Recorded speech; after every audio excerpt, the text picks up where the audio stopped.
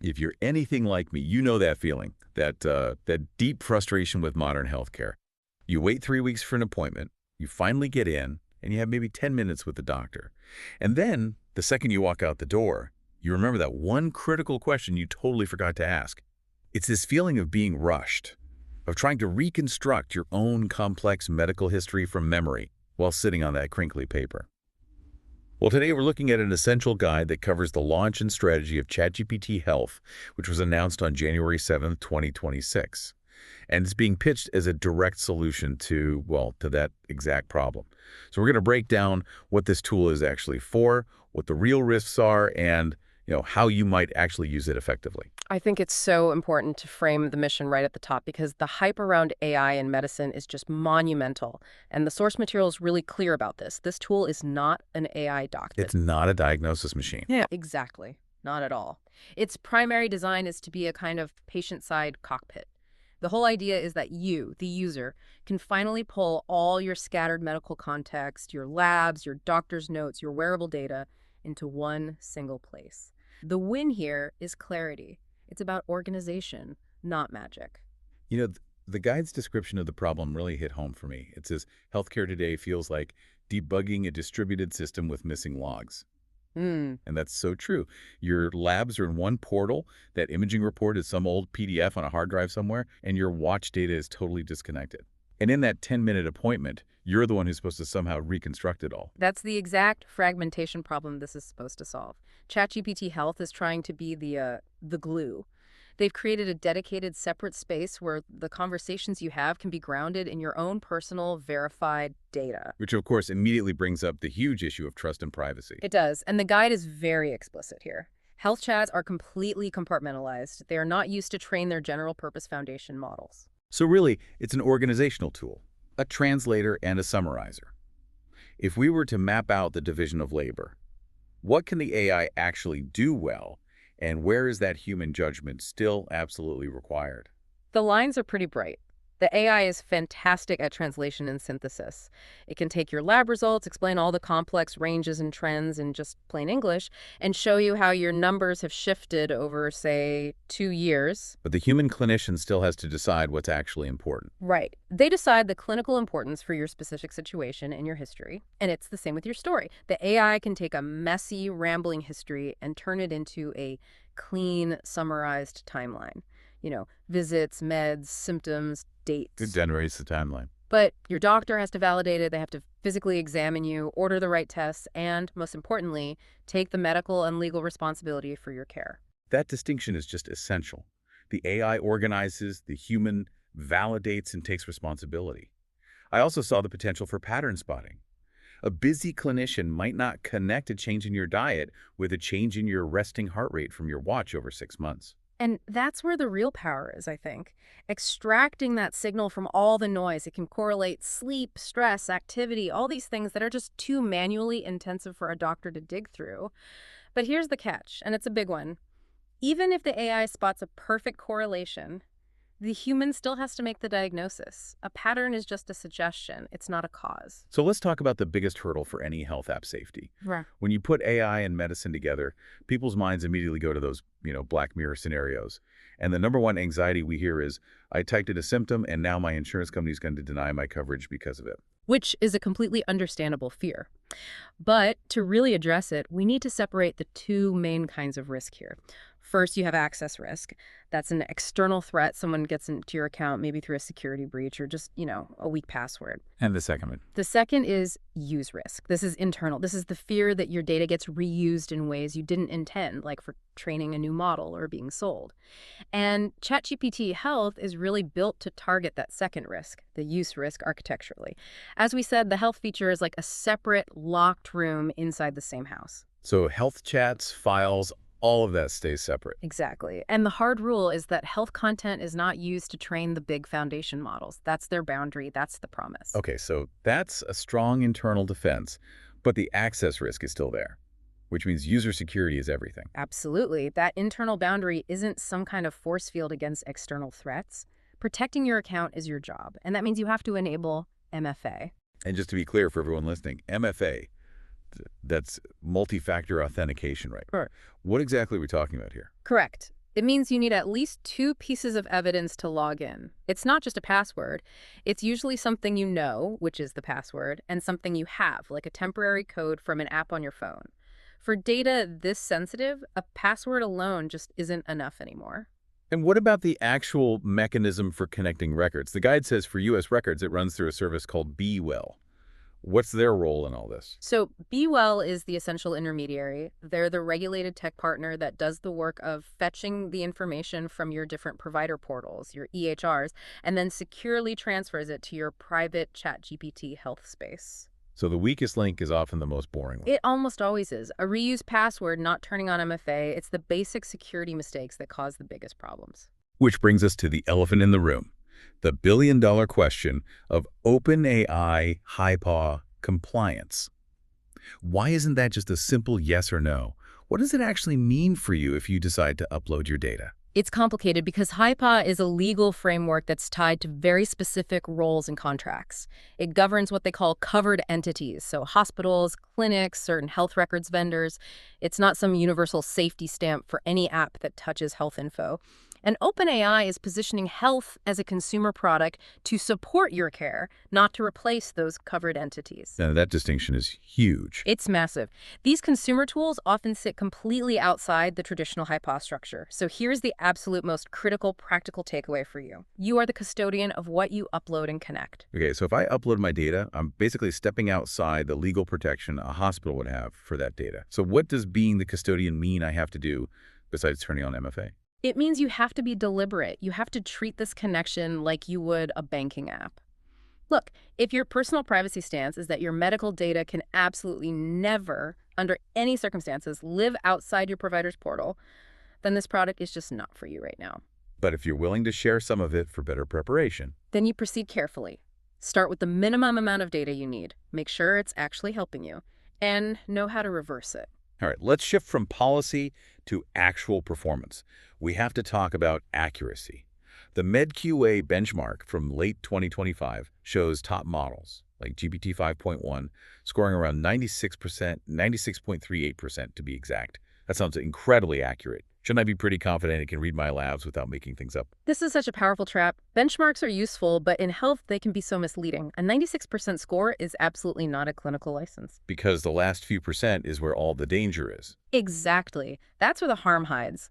If a model misses 1 out of 25 critical details, or worse, confidently invents one, and that happens to be your critical detail, the consequences can be incredibly serious. So we need a better analogy than AI doctor. The guide suggests thinking of it like a fast resident. It's the perfect analogy. Treat it like a fast resident, not the attending physician. A resident is smart, they're quick, they're great at organizing and translating information, but they don't have the deep clinical judgment, the experience of seeing thousands of cases, and they don't have the final legal responsibility of the attending. And what are the concrete things the AI is missing that a human brings? Responsibility is the big one, but also the ability to do a physical exam, which gives you all this vital data that no record can ever capture. And just the experience to know when one weird detail, a rare drug interaction, an unusual presentation of a common illness, should override the statistically probable answer the model wants to give. And this ties back to what the guide calls the 4% problem. Yes. The models fail hardest when the story is sparse or contradictory. And the most dangerous failure mode isn't being totally wrong, it's being mostly right plus one invented detail. Because the summary sounds so fluent and confident. Right. And if 90% of it matches what you know, you're very likely to believe the 10% that's completely fabricated. Grounding it in your records helps, but it never removes the need for human validation. Okay, so given that 4% problem is a real thing, how do we actually use this tool with the caution it deserves? If you decide this risk-benefit calculation works for you, how do you actually get started connecting your records? You treat it exactly like linking a bank account. Calm, minimal, and reversible. And we should note, at launch, this is US only, so you'll need a few things ready. Your login info for each of your provider portals, MFA turned on for your ChatGPT account, and some patience.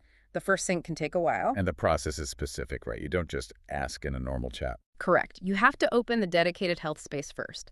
From there, you go to Tools or Settings, find Apps, and choose Medical Records. That will kick you into the b.well flow where you find your provider, sign in, authorize it, and you're good to go. And once that sync is done, I can finally ask something simple like, summarize my last 2 cholesterol labs and tell me the trend. Exactly. But here's a crucial logistical point from the guide.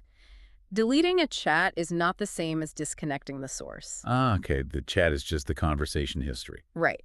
The source connection via b.well is the live pipe bringing the data in. If you want to stop access, you have to go back into the settings and actively disconnect that source. Now, beyond the official medical records, it can also connect to wearables and wellness apps. This seems like where the real utility might be. Moving from the official story to the lived story. The record has your A1C score. The wearable has the 6 weeks of bad sleep that came before it. This is where it gets genuinely practical, I think. It's about extracting that signal from the noise that a clinician just never gets to see. It integrates with things like Apple Health, wellness apps like MyFitnessPal, and that combination lets you find connections that have been totally invisible until now. Can you give us a couple of specific high-value prompts that would leverage that combined data? Sure, you can try to connect clinical results to your daily habits. Something like, using my Apple Health sleep and heart rate trends over the last 8 weeks, summarize what changed around the time my stress markers elevated in my last lab report. That's a powerful connection to make. It is. Or if you track your food. From my MyFitnessPal logs, estimate my average daily sodium intake and compare it to my blood pressure trend, then suggest some simple ways to reduce it. These prompts really empower you to become the expert in your own daily trends, which brings us to what the guide presents as the 3 safest, most valuable ways to use this before your next appointment. These 3 are really the core safe use cases. First is the translator. You use a prompt like, explain these lab results like I'm 12. Then list the top 5 follow-up questions I should ask my specialist about the abnormal results. You show up actually understanding the report you were sent. Okay, that makes sense. What's the second one? Second is the timeline builder. This is huge for anyone with a complex or fragmented history. You prompt it. Review my last 5 years of records and create a 1-page timeline of symptoms, diagnoses, and key tests related to my knee pain. Include the dates. You show up with a perfect summary and save the first 10 minutes of the appointment. You do. And the third use is the safe alternative to asking for a diagnosis. Anxious. The question prepper. You're not asking the model to conclude anything. You're using it to sharpen your questions for the doctor. So, a prompt might be, based on my symptoms and history, list 3 possible categories of causes I should be prepared to discuss. Then give me 5 specific questions to ask my specialist, plus a list of red flags that should make me seek urgent care. You're leveraging its knowledge, not its judgment. Precisely. You're not putting clinical responsibility on it. Now, this next section is critical. We need to be crystal clear on where this AI fails and where it can actually be harmful. There are 3 very clear rules here. First is the emergency rule. You never, ever, under any circumstances, use it for time-critical judgment. Symptoms like chest pain, signs of a stroke, you seek professional urgent care immediately. You do not ask a chat box. That one should be obvious, but it's good to state it. What's the second rule? Second is the anxiety amplifier. This is about your own emotional risk. If you're someone who tends to spiral when you research medical info, you have to avoid prompts like, what's the absolute worst thing this could be? We've all gone down that Google rabbit hole. Exactly. The model will give you a fluent, probably wrong answer about some rare disease, and your nervous system will still panic. Instead, use grounding prompts. What are some common benign explanations for this? Or what's a reasonable monitoring plan to discuss with my doctor? That's a much healthier approach. And the last one, the confidentiality trap. I think the most honest answer on safety is this. If your question is deeply sensitive about addiction, a specific mental health crisis, anything you are not comfortable having stored anywhere outside your own head, just don't type it. You are the final safeguard for your own data. So let's bring all of this together. What's the final verdict? Should you, the listener, join the wait list for this? I'd say yes if you have complex, fragmented records, if you manage a chronic condition, or if you are just tired of retelling your medical story from memory every single time you see a new doctor. The value of organization for that group is extremely high. And who should hold off for now? I'd say no for now if you're extremely privacy sensitive, or if you have a very simple medical history where the benefit just doesn't outweigh the risk of sharing data. And importantly, if you know you have a tendency to treat technology as a replacement for actual clinical care. So ultimately, this is about empowerment. When you use it well, it makes you a better, more prepared participant in your own healthcare. Our advice would be to start small. Turn on MFA today. Join the waitlist. When you get access, connect just one data source and ask for one simple summary. If the result makes you feel clearer and calmer, you can proceed cautiously. If it makes you more anxious, you back away.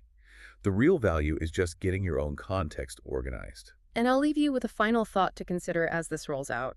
If this AI can synthesize all of your labs, your notes, your wearable data into a perfect one-page timeline, what happens when you show up to an appointment more comprehensively informed about your own history and trends than the clinician who probably only has access to their one hospital's portal? That shift in information, asymmetry, it changes the entire dynamic of that appointment, for better or for worse. That is a fascinating question to think about. We hope this analysis has given you the clarity you need to navigate what's coming. Apply what you've learned, stay safe, and we will catch you in the next one.